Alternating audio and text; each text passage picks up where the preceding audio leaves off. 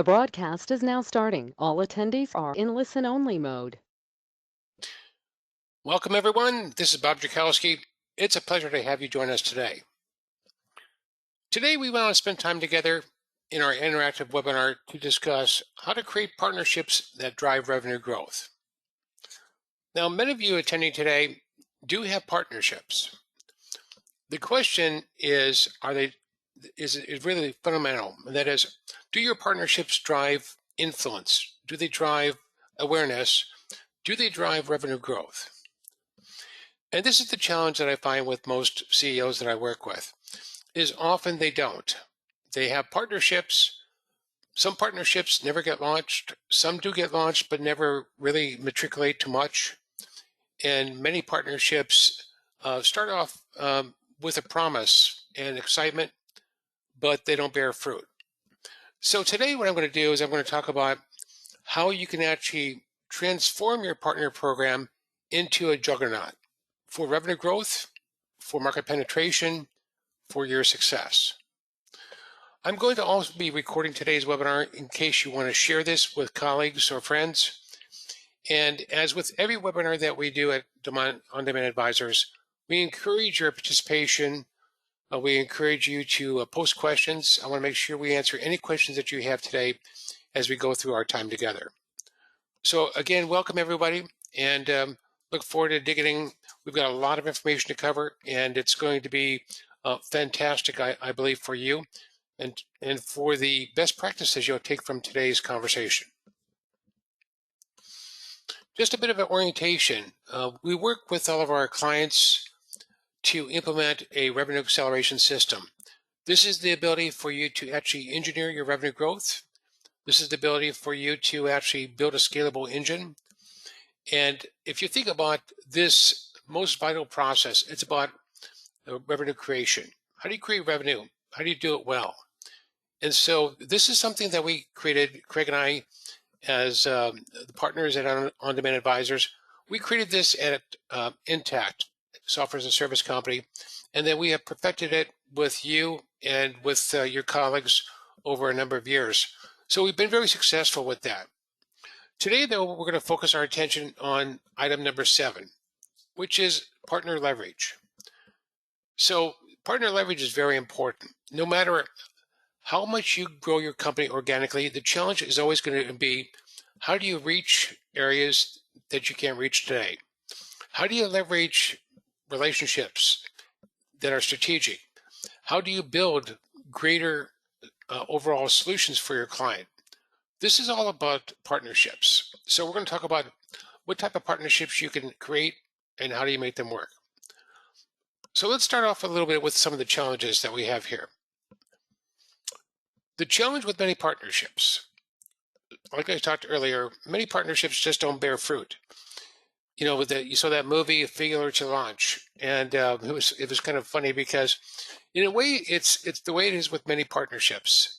Sometimes you can become so focused on the mechanics of signing up partners that they actually don't get beyond the paper that they're written. So that's one of the challenges. Another one is that we architect, the royal we, architect relationships with partners that are really architected as I consider them to be wrong, which is opportunistic. Opportunistic partnerships or referral partnerships, as we'll talk about, they tend to sound good, but they lead to very sporadic or infrequent sales. It's not often that, I should say, it's very often that I work with a CEO and he or she says, you know, we've had this great partner, let's say it's IBM or it's Accenture or it's whomever, great partner, great opportunity, great deal that we had, but we're only getting 1 or 2 of those a year. And that's the true definition of an opportunistic partnership, because it's going to come in dribs and drabs. Another challenge with many partner programs is you choose the wrong partners or they choose you. When this happens, sometimes you're going to find that you weren't very rigorous about who you chose to be a partner. But remember, every partner is going to look to you to provide certain things, certain support, certain information, certain tools. And so they're going to, whether they produce or not, you want to choose the right partners. And then finally, we'll talk about different programs that you could set up with different types of partners. But it's not unusual for a partner to come in and say, gee, I'd like to take your solution and sell it all over Europe. And it sounds great. And they ask for, let's say, 50% split. And if you decide to do that, the challenge is, do they do 50% of the work? And the answer a lot of times is the answer is no. So these are some of the typical challenges that you'll see with most partnerships. And then finally, we all want partners to be as self-sufficient as possible, where you don't have to be heavily involved in every sale. And that's something that is aspirational, but if you actually had a compass and a way to look at this early on, you could decide which partners were going to fit the bill and which ones were not. So we're going to discuss something I think is really important called the partner scorecard today. Now let's talk about the value of partnerships. When I was a CEO at Intacct, software as a service leader, one of the things that was just, I think, amazing, and still is amazing today, is that we drove 50%, 50% of the revenue through partners. And if you think about it, that is really great leverage in a marketplace. So Intacct is an accounting application. So when any company would outgrow QuickBooks or another low-end accounting system, they would typically grow into Intacct or NetSuite. And so that became, as a software as a service leader, just became phenomenally important. The one thing that we did do at Intacct that I'm very proud of is that we were very good at putting together partnerships. That drove 50% of the revenue of the company as we scaled. Now, Intacct was acquired, and probably in part because of the channel that we created, for $850 million. So that was really good for the shareholders and for the investors.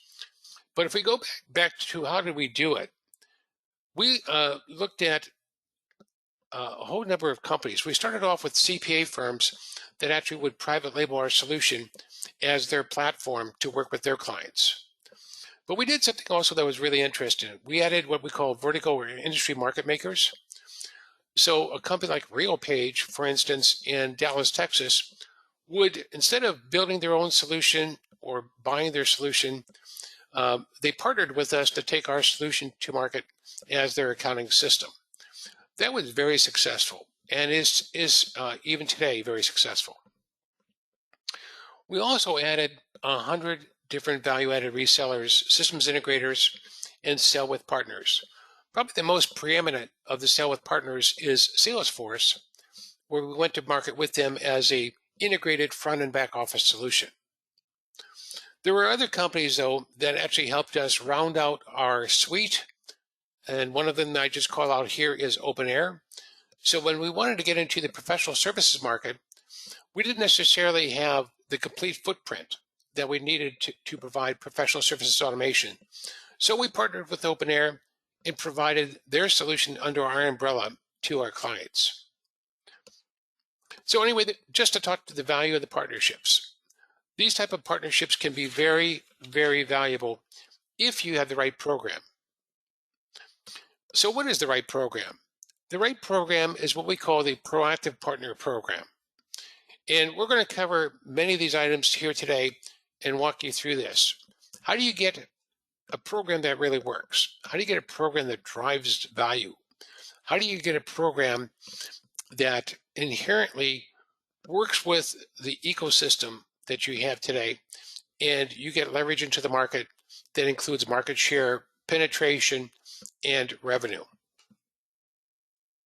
So I'm going to walk you through that today, and appreciate your feedback. Let's talk about the first area, determining your partner program objectives. So let's dwell into this.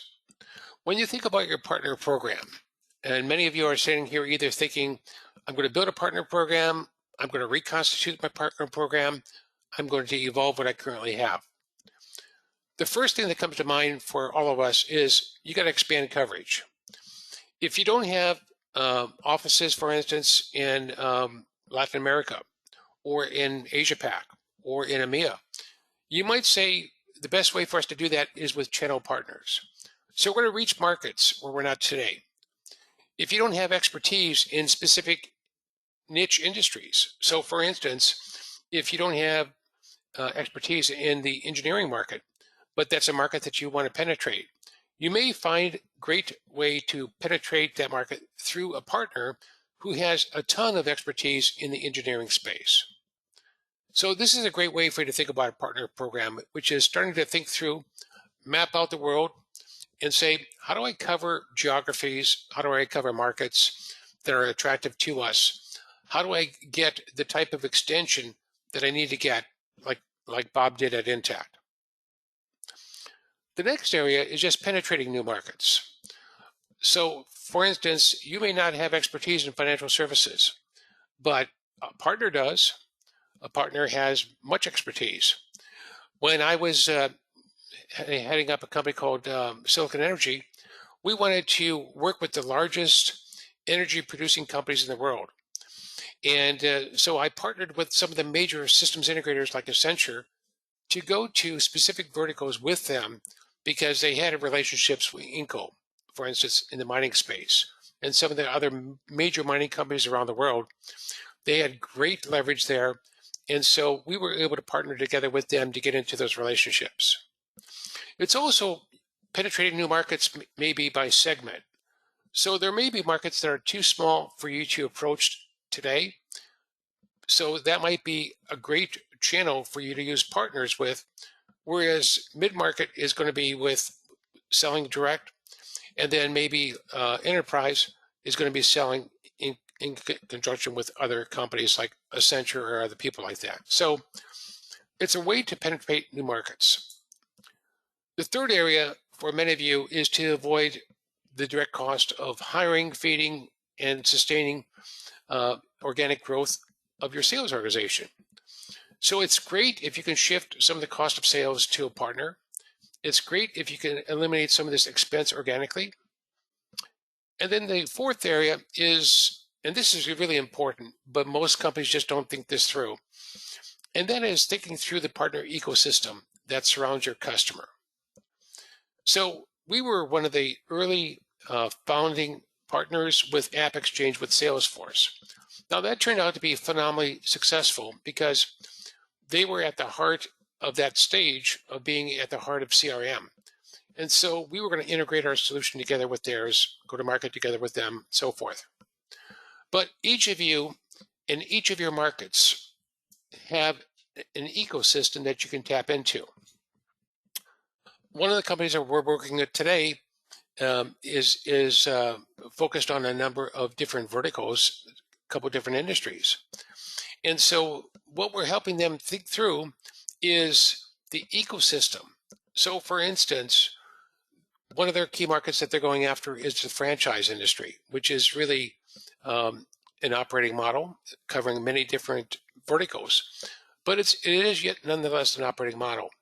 And one of the things that's really important with the franchise industry is royalty, collections, and sharing. So this company that is our client doesn't have that. They haven't developed that in their system.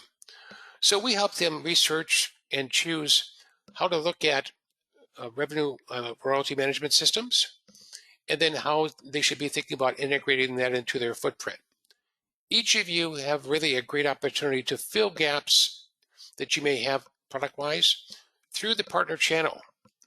So these are 4 different areas, and there are many more to think about when you're thinking about strategically how you're going to put together the objectives for your partner channel. Now let's talk about the next area, which is what are the partner types? So there are really a number of partner types when you think about it. And let's talk through each of these because there are actually other types of partners. There are affiliate partners that we're not going to touch on right now. But let's just touch on these 5 areas. It's important to choose the right partner. So starting off right here, referrals. We all have referral partners. Referral partners are great. We love them. They're easy to put in place.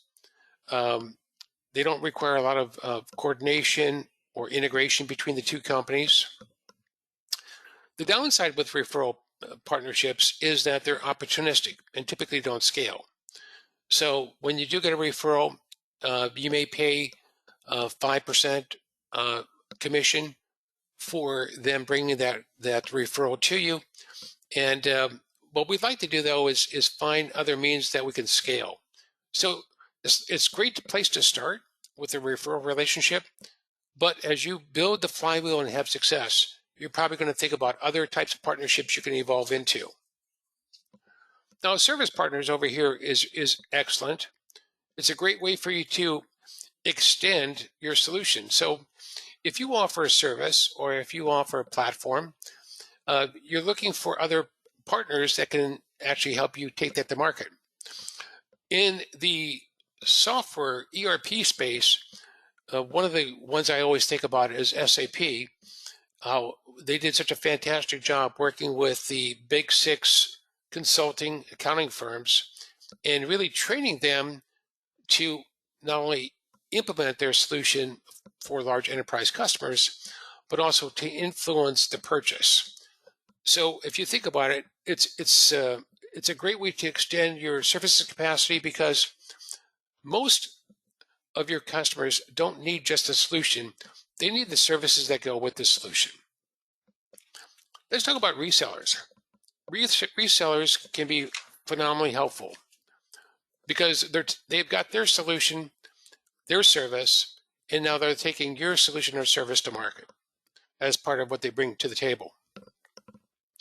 It's great because they're going to introduce your brand to new customers out there. It's also great because you're going to leverage their sales organization and reduce your direct cost of sales. The only challenge you have sometimes with resellers or VARs, as they've been known in the market, is sometimes there's a couple of challenges. One is they typically have to explain to the prospect or the buyer what the relationship is between the two companies. It does require some significant coordination and integration between the two companies, and it can fall apart from time to time because sometimes if there's only, let's say, $100,000 of money available from the buyer, and your solution together with the partner solution cost 150,000, you may end up not getting that deal because they got to take your $50,000 and postpone it until phase two. So it's easy to decouple. Let's take the next one. And by the way, this is my favorite. We did this at Intacct, and when you get there, it's what I call the cat's meow. It is just phenomenal because when you can get somebody to embed or private label your solution, it means that they can take your solution or service to every one of their customers, every one of their prospects. It's the best model because you don't have to explain the relationship between the two companies. It's what we did at Intacct. And it means that your partner now can take over all the marketing, all the sales, all the first line services that need to go with that solution or service. So it really is also phenomenal because it gives you greater visibility and insight in terms of revenue potential. Because now if they include your solution in their solution every time, and you have better insight in terms of their ability to go sell their solution in the first place. Now, what's the downside of this? The downside is that it's a more difficult solution partnership to actually execute. It does require a lot of coordination. It does require a lot of DNA transfer that you need to do with your partner. Now, I put this last one up here, strategic. It's interesting. I've been very blessed to build many companies. And one of the things I found building strategic partnerships that were really breakthrough partnerships in terms of the industry. So, for instance, when I was at an e-procurement spend management company called RightWorks, we did a partnership with Wells Fargo Bank. And Wells Fargo Bank not only decided to use our spend management solution across the entire bank, but we also set up an exchange for all of their customers so that they can actually have leverage buy for procurement and receive all the Wells Fargo discounts, volume discounts in regard to that. When we did that partnership with Wells Fargo Bank, it changed the company. We had every bank in North America asking if they could do something similar like this. So I call that the in and out solution. But it was very strategic to the company. It was very creative in terms of what we were able to do. So these are the 5 different types of partnerships that I wanted to talk about today to give you some perspective. Now, what's great about this too, and one last word about this, is that you can sometimes evolve your partnerships. So for instance, you can start with a referral partnership that could lead to a reseller partnership. That reseller partnership may lead to an embedded or private label partnership, which may lead to a strategic partnership. So this is very dynamic when you think about this. Let's talk about the third area of putting together and putting in place your proactive partner program. This is something innovative, something that we've created at On Demand Advisors, and it's about creating your partner scorecard. So remember I said earlier that a lot of times companies end up with wrong partners. Sometimes partners choose them instead of they choose the partner. And so most companies are not very rigorous about thinking through who are the partners that you really want. So what we suggest is creating a partner scorecard. Now, this is a partner scorecard that we created for one of our clients. And if you look at the scorecard, there are 10 different criteria that we came up with the client to really determine how we're going to score every potential partner, current partners and new partners. What's great about having a partner scorecard? What's great about it is it gives you an opportunity to put a numerical value to how important that partner can be to you. This is fantastic because you could start tiering your partners based upon the use of this scorecard. It starts telling you who should you spend time with. So just a couple of things here. The partner scorecard is something that I'm going to be happy to create with anybody that's attending today's webinar. So one of the things I'd offer up to you is if you don't have a partner scorecard, complimentary, happy to set up a meeting with you and help you build your partner scorecard. This really will help you also think through strategically what's the most important criteria you should be thinking about in terms of leverage. So for instance, let me just talk about a couple of these things. Number of sales reps. So the more salespeople that they have that could take your solution to market, the more important they should be to you, right? I would think so. Here's another one. Let's go to number 3. So this company that I created this for provides an accounting solution. So what we look at when we're thinking about their partners is what's the competency of that partner to represent their type of solution? Is it low? Is it medium? Or is it high where they understand how to serve up and provide either accounting similar or mission critical applications? So each of these you can see are really very well thought through. And number 9 is also very important. When you put together a partnership in the beginning, sometimes the easiest place to start is with the partner's current customer base. If they have a significant customer base that could use your complementary service or solution, it's very easy to initiate the campaign to provide your service or solution as an add-on or as an incremental solution to their customers. It's also a great place for their sales organization to really learn more about how to present your service or solution to prospects, because in this case, it's customers. Okay, so now that you've created your partner scorecard, what's the next thing you want to do? Wouldn't it be great if you could figure out how to look at every customer now? Which ones do you accelerate in terms of relationships? Which ones do you enable? And which ones do you decouple because you now have scored them and realize, wow, this is not good. So something that we help our clients do is really map out their partner ecosystem. And I'm going to walk you through an example. So this is HubSpot. HubSpot obviously has a very significant partner ecosystem. But when you think about mapping out a partner ecosystem, you start mapping out everybody in that space. So let me give you an example. One of our clients is a company called Gather Digital. Gather Digital provides mobile applications that you and I use when we go to a conference. I was at a conference last week in Austin, Texas, and it was a software as a service conference. And I used the mobile app to figure out who was speaking, what was the schedule, what rooms were these breakout sessions located in, who are the sponsors for this, who are the exhibitors, could I get a copy of the presentation, and so forth. So Gather Digital has a great solution to do that. Now, what we help them do is map out 150 different companies in the event management space that included other software companies and other services companies that are in that ecosystem. We built a scorecard, and what we did is we started identifying companies of different caliber. In this case, I'm just going to show you two examples. Here's a company that had a very low score. So it's 62 out of 100. And the company is Certain Software.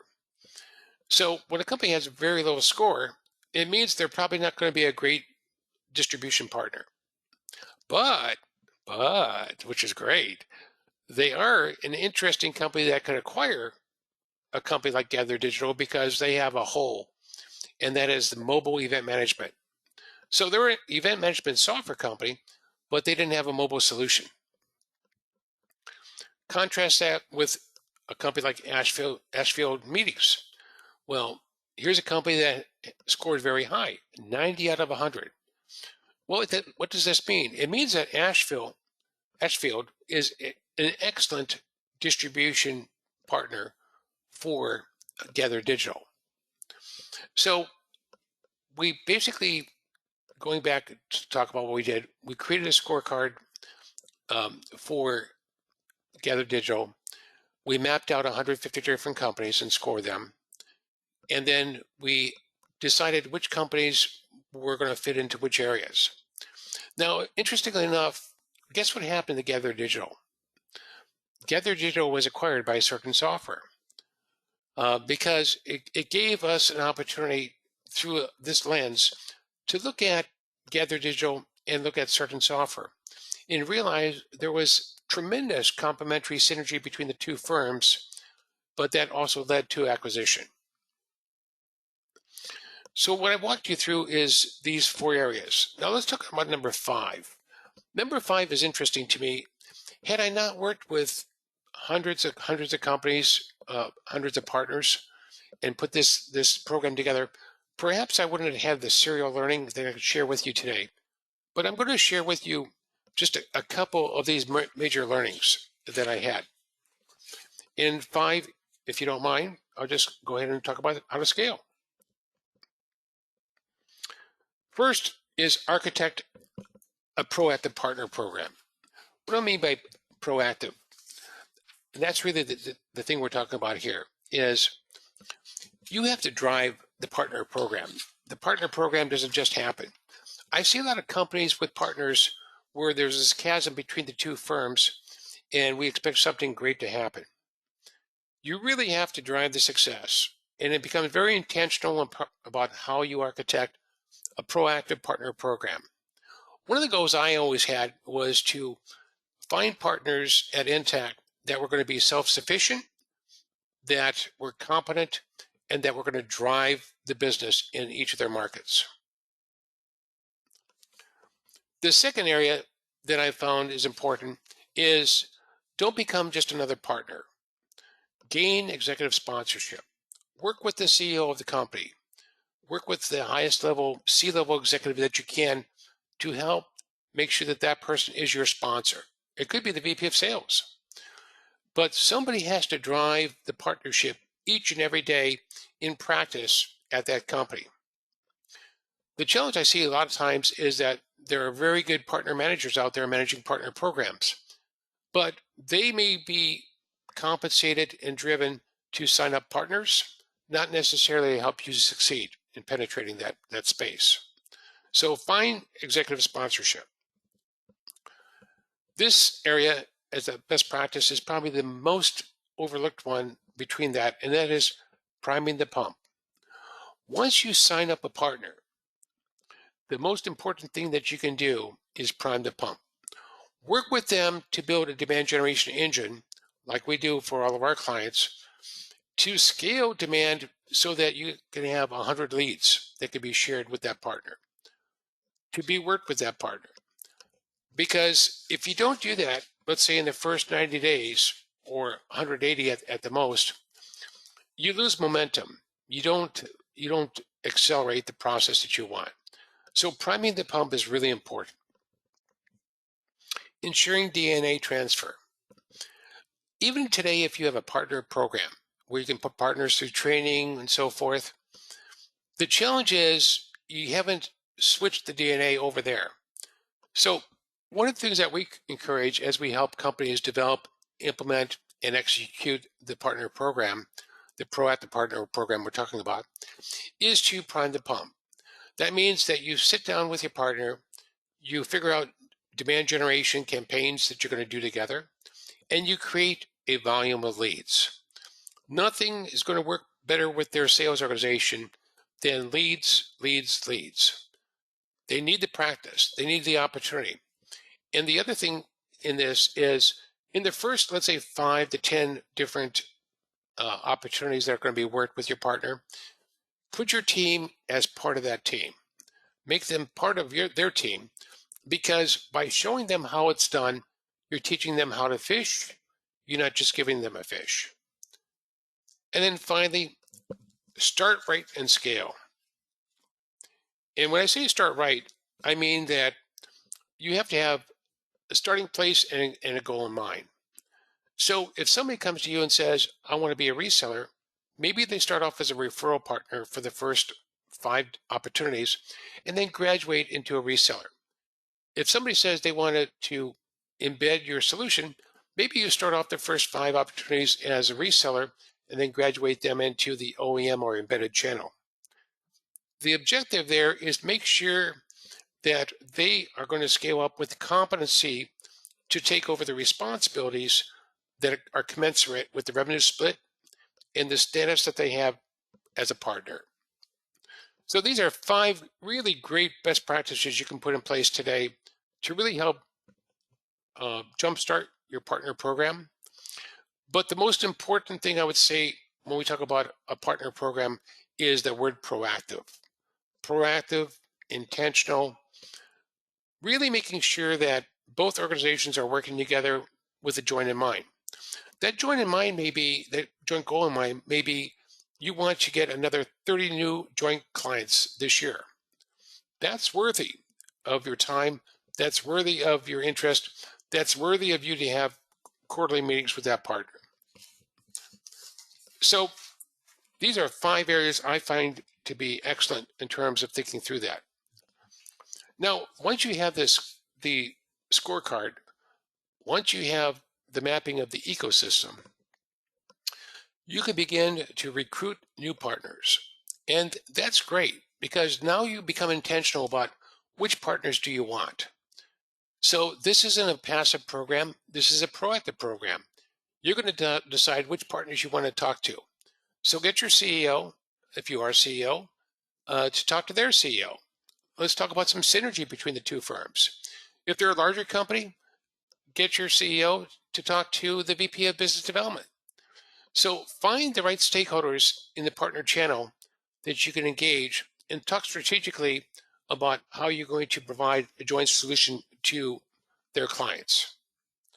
It's really is huge in terms of the potential.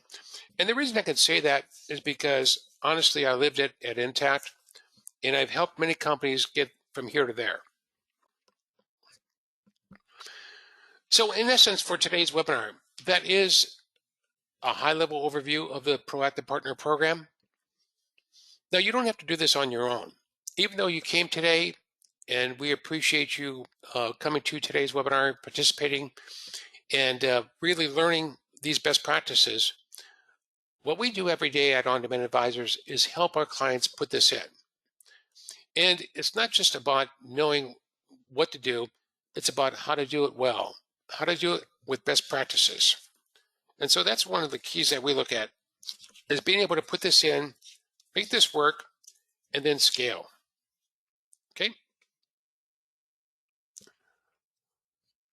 let's talk about next steps. We love to talk to you about our experience. A lot of times what we get questions from our audience is, will this work for us? Are we too small? Or, are we too big? And what's interesting about the partner program is that if you're small, you need a partner program to give you leverage because you don't have the resources to scale. So getting leverage through the partner program is very important.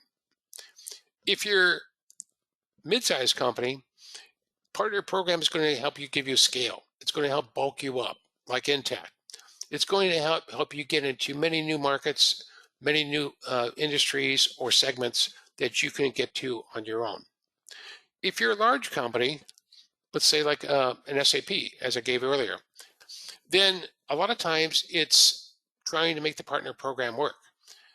With SAP, I was invited to come in and help them with their partner program. So like a big company, they had lots of partners, but they weren't getting the results they were expecting to get from their partner program. So I was able to talk to the top 40 partners that they had in the United States and really understand very quickly what was wrong with the program. So we were able to change that, reinstitute the program, and make the program work. So from today's webinar, I'd like to offer up 3 areas where we can actually help you. One is just to talk with you about your revenue acceleration strategy. That's always important. I love to talk to business owners and business leaders about how you want to drive strategically the growth of your company, where you want to take your company, and really think through how that strategy is going to be executable. The second area is to create a proactive partner program. And that really starts with crafting a playbook and really thinking through what needs to get done so that you can get the type of leverage that we had at Intacct. And then the third area, and again, that's for all of you that are joining us today, no cost involved here, is to help you get on the right path of creating your partner scorecard. So you could begin to start selecting who you want to work with.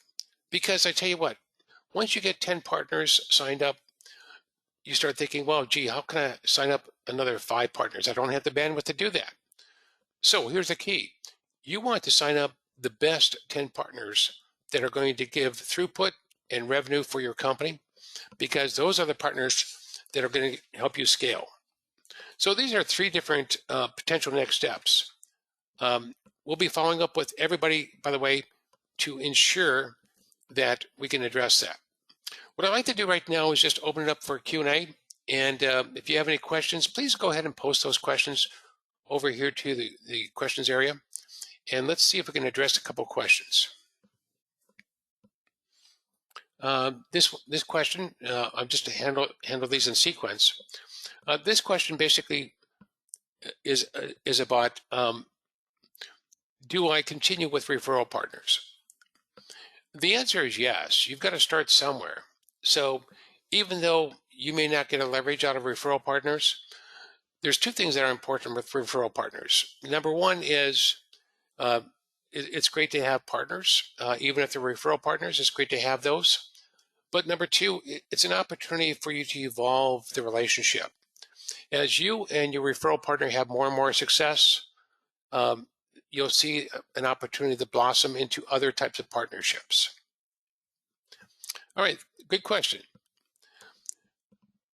So here's another question. You talked about strategic partners. How does that work?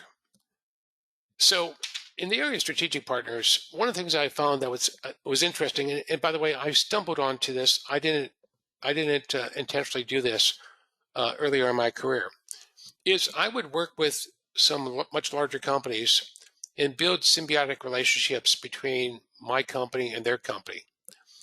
An example was, I'll just walk you through an example. When I was at Rightworks, e-procurement, e-commerce company, we built a relationship with a company called I2 Technologies in Dallas, Texas. I2 Technologies really loved what we did and decided that they were going to take our solution to market with their customers. So they really put, if I had 20 salespeople, then they had 100. So in that ratio. So they gave us tremendous leverage. But it was a very successful relationship, and it led to the acquisition of Rightworks by I2 Technologies. And so that's just a great example of the value of strategic partnerships, because what most people want to do today is they want to make sure that a partnership works before it leads to acquisition. I work a lot of times with business owners and CEOs, and it's not unusual for them to say, Bob, I'd love to see if we can have a really successful exit someday for my company. And so we talk about how do you engineer those exits? And one of the ways to do that is to engineer strategic partnerships that really unlock the value that both companies have, much like Gather Digital was talking about, uh, addressing a very important functional hole that certain software had at the time. And so there's always opportunities for you to add value to your partners and them to you. And that's just a great way to be thinking about this. Okay. And if you have additional questions, what I'd like to suggest today in the interest of time is go ahead and contact me, contact Craig. We want to basically help you really succeed in terms of your journey on building successful partnerships. We also want to move from partnerships that don't work to proactive partnerships that do. We also want to move from partnerships that don't deliver a lot of value to partnerships like we had at Intacct that deliver 50% of the revenue. So there's a transformation that can occur. And it really starts with a conversation that we can have after today's webinar to get you jump started going down the right path. You wouldn't be coming to today's webinar if you really weren't interested in this topic. And so take the next step, reach out to me, and let me know that you'd like to set up a time to talk and when you want to do that, and we can have the conversation. And then also, we do have a complete proactive partner program that we have curated and delivered to many clients. If you want a copy of that, then we're happy to give that to you as well. But one of the easy starting points is to build a partner scorecard, which I'm happy to do. It's going to probably take us about an hour to put that together in a joint session, and start thinking about who are the right partners that you want to leverage and be part of your ecosystem. So that's today's webinar. Really appreciate that. Next month, we're going to focus on sales performance, extraordinary sales performance that is available to you. Most companies have what I call the ABCs in sales. They have a few A players, they have lots of B players, and they have some C players. And the lament you often hear is, gee, Bob, how do I get my B and C players to be A players? Well, that's what we're going to talk about next month.